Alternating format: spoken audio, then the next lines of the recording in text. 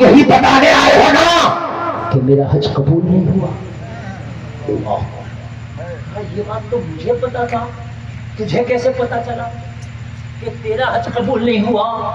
محمد بن ہارون بلخی نے بتایا، اصل میں 40 سال سے لگاتار میں حج کرنے آتا ہوں، ہر سال حج کرتا ہوں، پیدل حج کرنے آتا ہوں، لیکن ہر سال جب حج کر کے حج سے فارغ ہوتا ہوں نا تو کوئی بتانے والا مجھے بتا دیتا ہے، کوئی اللہ کا نیک بندہ آتا ہے، آ کے بتا جاتا ہے، او محمد بن ہارون بلخی تیرا حج اس سال قبول نہیں ہوا۔ جب تو آیا ہے اور آ کے میرا نام پوچھا ہے تو میں سمجھ گیا یہی بتانے آئے ہو کہ میرا حج قبول نہیں ہوا۔ مالک بن دینار نے پوچھا، ایسی کون سی خطا کر بیٹھا ہے کہ جس کی وجہ سے 40 سال سے تیرا حج قبول نہیں ہوتا؟ کہنے لگا، نہ پوچھو، شرم آتی ہے گناہ بتاتے ہوئے، مجھے شرم آتی ہے اپنا گناہ بتاتے ہوئے۔ مالک بن دینار نے کہا، آج تمہیں گناہ بتانا ہوگا۔ جبکہ کسی کے گناہ کے بارے میں معلوم کرنا کسی کو حق نہیں۔ آپ کے بارے میں آپ کا رب جانتا ہے، لیکن آپ کو یہ رائٹ نہیں کہ کسی کی زندگی کے بارے میں، کسی کے گناہوں کے بارے میں آپ جانیں۔ لیکن مالک بن دینار کہتے ہیں وہ کون سا گناہ ہے جو 40 سال سے کعبے کا خلاف پکڑ کے گڑ گڑا رہا، لیکن اللہ تیری توبہ قبول نہیں کرتا؟ کون سے خطا تو کر بیٹھا؟ مجھے اس گناہ کا نام تو بتا، تاکہ میں چیخ چیخ کے لوگوں سے بازاروں میں کہوں، میں چیخ چیخ کے راستے اور چراہوں پہ کہوں، اے لوگوں یہ گناہ بھولے سے بھی نہ کرنا۔ کسی نے 40 سال حج کیا تھا لیکن اللہ نے اس کا حج قبول نہیں کیا۔ میں آنے والوں کہیں ایسا تو نہیں وہ گناہ تم بھی کر رہے ہو؟ اگر وہ گناہ بھولے سے بھی ہو گیا تو مرنے سے پہلے معافی کر لینا، اس کی تلافی کر لینا، وگرنہ خدا کی قسم اگر کعبے میں بھی نماز پڑھتے ہوئے مر گئے تو اللہ قبول نہیں کرے گا۔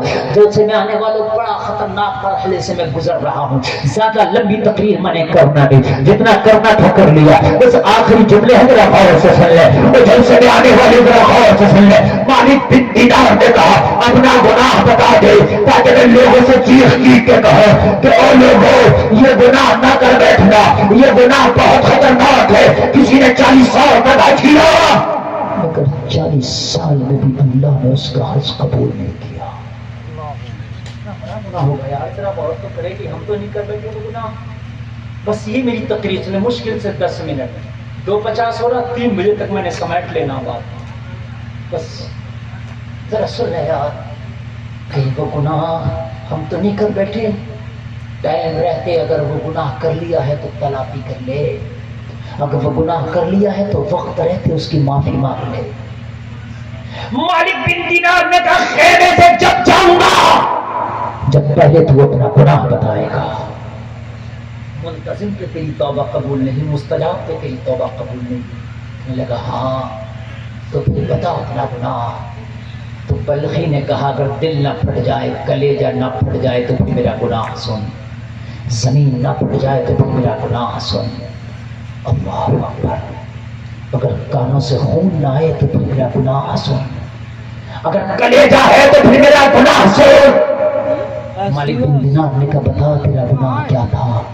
کہنے لگا، آج سے 40 سال پہلی بات ہے، میں جوان ہوا کرتا تھا، آج تو بڑھاپا آ گیا، میری داڑھی کے بال سفید ہیں، میرے سر کے بال سفید ہیں، بڑھاپے کی وجہ سے میری کمر جھک گئی ہے، مگر ان دنوں کی بات میں بتا رہا ہوں جب میں جوان ہوا کرتا تھا، کبھی میرے اوپر بہاریں ہوا کرتی تھی، کبھی میرے اوپر شراب ہوا کرتا تھا۔ پھر کیا ہوا؟ کہنے لگا، میری دوستی کچھ ایسے لوگوں سے ہو گئی جو شرابی تھے، شرابیوں میں میرا اٹھنا بیٹھنا ہو گیا، صحبت کا اثر تو آ گئی ہے، میں شرابیوں میں اٹھتے بیٹھنے لگا، اٹھتے بیٹھتے میں نے شراب پینا بھی شروع کر دیا۔ لوگوں ذرا غور کرو، غور کرو، اس لیے صحبت بھی اچھی اختیار کرو، اگر اچھے لوگوں کے ساتھ بیٹھو گے تو انشاءاللہ اچھائی پیدا ہو جائے گی، اور اگر برے لوگوں کی صحبت اختیار کرو گے تو دھیرے دھیرے صحیح لیکن صحبت بری آ جائے گی۔ اور جلسے میں آنے والے کان کھول کر کے سننا، پھر لگا دھیرے دھیرے شراب بھی پینے لگا، اب میرا یہ معمول بن گیا، لیٹ نائٹ روزانہ گھر جانا، آدھی رات کو گھر جانا۔ میری بوڑھی ماں تھی، بوڑھی ماں تھی، میں رات کو جب لیٹ گھر جاتا وہ سوتی نہیں جاگتی رہتی تھی، سوچتی تھی میرا بیٹا بھوکا آ رہا ہوگا اور مجھے کھانا گرم بنا کے کھلاتی تھی۔ لوگوں یہ ماں کا پیار ہے جو کبھی دھندلا نہیں ہوتا، ماں کا پیار ہے جو کبھی کم نہیں ہوتا۔ تو لگا میں لیٹ جاتا، میں آدھی رات کو جاتا، مگر ماں سوتی نہیں تھی، ماں جاگتی رہتی تھی، میرا لال آ رہا ہوگا، مجھے گرم کھانا بنا کے کھلاتی، तो रोजाना मना करती मेरे लाल इतनी देर रात न आया कर, बुढ़ापा है मैं जाग नहीं पाती हूँ, सर्दी की रातों में मुझे बड़ी तकलीफ होती है जागने में। कहने लगा सुन मालिक बिन दिनार, एक रात ऐसा हुआ मैंने बहुत ज्यादा शराब पी लिया और बहुत ज्यादा लेट भी हो गया, आधी रात गुजरी थी, सन्नाटा छाया हुआ था, लोग अपने बिस्तरों पे सोए हुए थे, रूह का आलम था। ऐसे आलम में मैं अपने दरवाजे पे आया, मेरी पूरी माँ सर्दी की रात में ठिकर रही थी, मगर मेरे इंतजार में बैठी थी मेरा लाल आ रहा होगा। मेरी माँ ने तंदूर जला के रखा था, गर्म रोटी बना के खिलाऊंगी। कहने लगा ऐसा आलम था कि मैं डगमगाते हुए कदमों से अपनी चौखट का कदम रखा, मैं डगमगाते हुए बुजुर्ग के साथ अपने घर में आया। मेरी माँ ने जब दरवाजा खोला, मेरी माँ मेरे करीब आई, मेरी शराब की बू मेरी माँ की मुंह तक गई। जब मेरी माँ ने शराब की बू को छुआ, मेरी माँ को गुस्सा आ गया, मेरी माँ को जवान आ गया। मेरी माँ ने मुझे डांटना शुरू कर दिया, मैं तुझसे मना करती हूँ तलखी, तू शराब ना पिया कर, मैं तुझसे मना करती हूँ तो लेट नाइट ना आया कर, लेकिन मेरी बात मानता नहीं, तू मेरी बात को सुनता नहीं। मेरी माँ ने जब मुझे ताना दिया तो कहने लगा माँ के चुमने नश्तर की तरह मेरे दिल में चुभने लगे, मुझे गुस्सा आ गया, मैंने पूरी माँ को धक्का दिया, चलते हुए तंदूर में मेरी माँ गिर गई। माँ चलते हुए तंदूर में गिरी, आग लग गई माँ में। मैं शराब के नशे में मदहोश था, माँ की चीखें निकली, पड़ोस के लोग जब तक आए, जब तक मेरी माँ चल चुकी थी, माँ झुलस चुकी थी, लोगों ने मुझे पकड़ के कमरे में बंद कर दिया, मैं बेहोश हो गया। नशा ऐसा तारी था कि मुझे कुछ पता न चल सका। दूसरा दिन जब निकला मेरी आंख खुली, नशे की चादर जब मेरे ऊपर से उतरी तो मैंने क्या देखा, मेरे घर में बहुत भीड़ थी, मेरे घर में इज़्तिहाम था, मेहमानों का तांता था। मैंने पूछा आज लोग इतना इकट्ठा क्यों है मेरे घर में? लोगों ने कहा तेरी माँ का इंतकाल हो गया। अल्लाह, तूने जो रात धक्का दिया था ना, तेरी माँ का इंतकाल हो गया। कहने लगा मैंने अपने बाल नोचना शुरू कर दिए, जमीन पर सर पटकना शुरू कर दिया। हाँ ये मुझसे क्या हो गया, हाँ मेरे दामन पर माँ का कत्ल का दाग लग गया, वो लोगों माँ का चेहरा तो दिखा दो। लोगों ने कहा होश में आने में देर हो गई, माँ का दफन हो चुका है, माँ का दफन हो चुका है।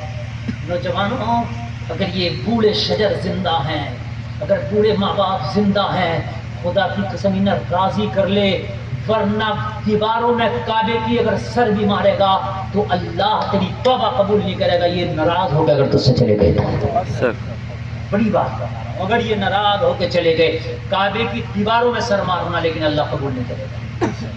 कहने लगा हाय मैं क्या करता हूं। मैं घर के अंदर गया, मैंने तलवार निकाली, उस हाथ को काट डाला जिस हाथ से मां को धक्का दिया था, लेकिन हाथ काट के भी गुनाह की तलाफी ना हो सकी। मैं उलमा की बारगाह में गया, दिल को सुकून ना था। उलमा ने कहा गुनाह इतना बड़ा है, हाथ काटने से इसका बदला नहीं होता। मैंने कहा मैं क्या करूं, मुझे ये लोगों ने बताया, मशवरा दिया, तेरा गुनाह बड़ा है, तो एक काम कर, जो दुआ कहीं कबूल नहीं होती वो काबे की दीवार से लग के अगर दुआ की जाए तो कबूल हो जाती है।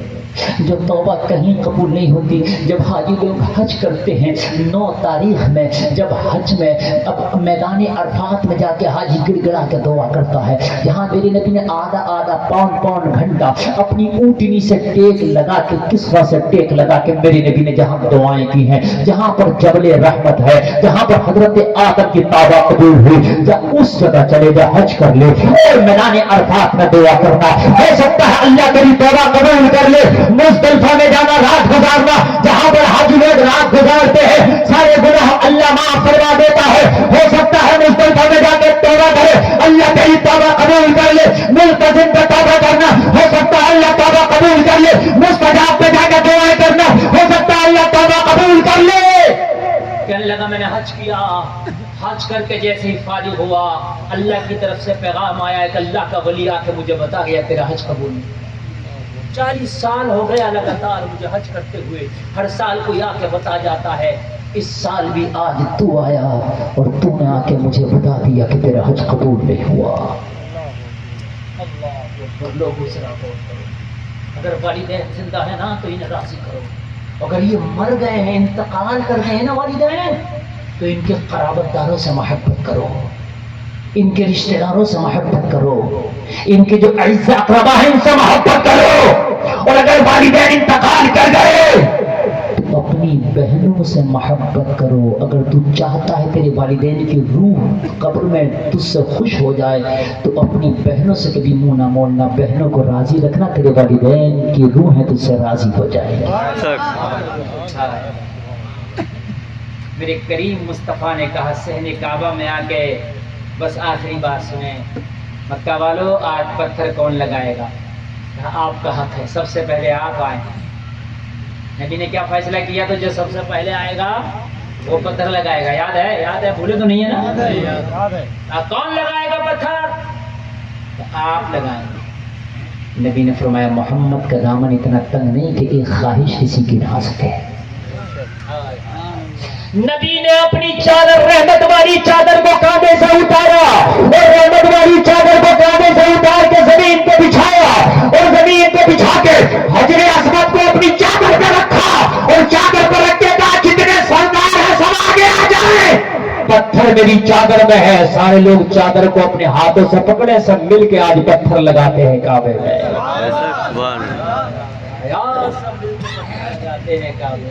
آج میرے نبی کے ساتھ سارے لوگ مل کے پتھر لگا رہے ہیں، اور سب کہہ رہے ہیں محمد لاجواب ہے۔